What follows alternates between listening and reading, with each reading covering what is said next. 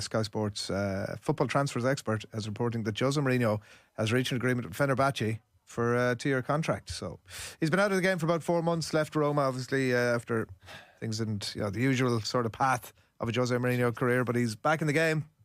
Yeah, I like him. He gives you an interview, doesn't he? Gives you something to talk about. He's lively in interviews, we all know, the special one, but I don't know, the way he plays football, I know people would say this is probably the style of football that I would favour, but I think he goes about it in a really, back foot manner, will be prepared to just win every game 1-0, doesn't ever try to assert authority on teams, really back foot. So yeah, look, his interviews are brilliant, but the style of play I don't think is something that anybody ever jumps and thinks, I want to watch that Mourinho team play.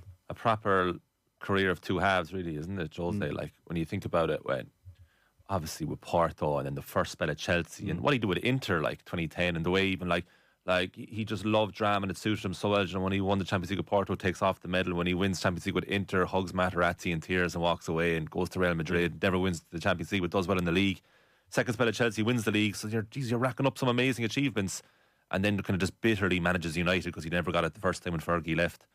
It just seems like, Jose, you're better off just staying away, man, and leaving your record speak for itself. Because the more he manages, the more you're thinking, a bit like late stage Robert De Niro, it's like tarnishing his legacy. He'll be back at Madrid or Milan. What? Or Mourinho will Jose be back. Mourinho will manage Real Madrid again? No way. I'm potentially exaggerating with Milan, but Carlo Ancelotti style, he ends up at Everton, and then before you know, blink of an eye, you're like, whoa, hang on a second, what happened here? He will end up at a big club again.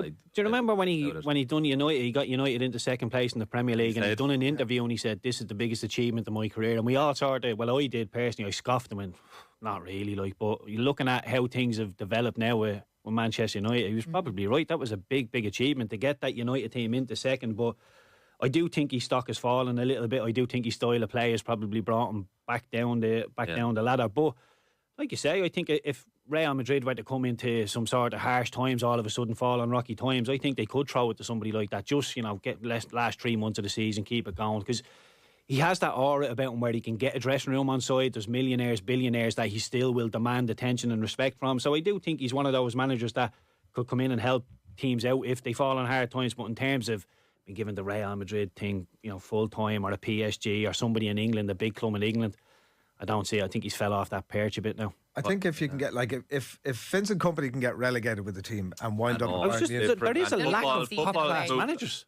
There's a real lack of top-class managers out there right now.